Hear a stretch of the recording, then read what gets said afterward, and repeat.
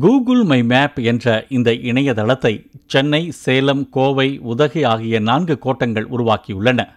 இதில் ரயில்கள் மற்றும் ரயில் நிலையங்களில் நேரிடும் விபத்துகள், அவற்றுக்கான காரணங்கள் பட்டியலிடப்பட்டுள்ளன. சுரங்கப்பாதை மற்றும் நடை மேம்பாலங்களை தவிர்த்து தண்டவாளங்களை கடப்பதால் தான் அதிக விபத்துகள் நேரிடுவதாகவும் கூகுள் மை மேப் எச்சரிக்கிறது. இதுகுறித்து சென்னை மற்றும் அண்ணா பல்கலைக்கழகங்கள், வேலூர் விஐடி பல்கலைக்கழக மாணவர்களின் ஆய்வுகளும் ரயில்வே போலீசாருக்கு அளிக்கப்பட்டுள்ளன.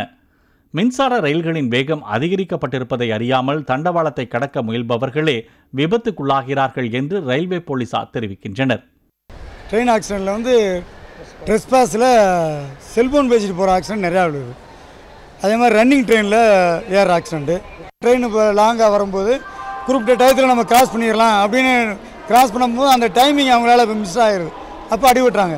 இப்போ 2 நாளைக்கு முன்னாடி கூட அந்த சேத்துப்பட்டு, சைதாப்பேட்டை, பெரம்பூர்லாம் ட்ரெஸ்பாஸு.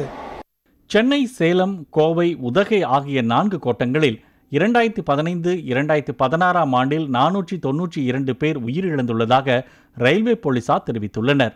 இந்த ஆண்டு மட்டும், அதாவது ஜனவரி முதல் மே வரை 544 பேர் உயிரிழந்துள்ளதாக அதிர்ச்சி தகவலையும் அவர்கள் கூறுகின்றனர். ரயில்வேயில் ரோந்து மற்றும் பாதுகாப்பு பணிகளில் மிக குறைவாகவே ரயில்வே போலீசார் உள்ளனர்.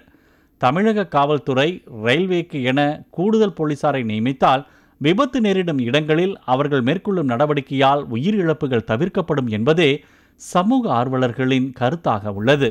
பாலிமர் செய்திகளுக்காக ஒளிப்பதிவாளர் பாஸ்கருடன் வினோத்குமார்.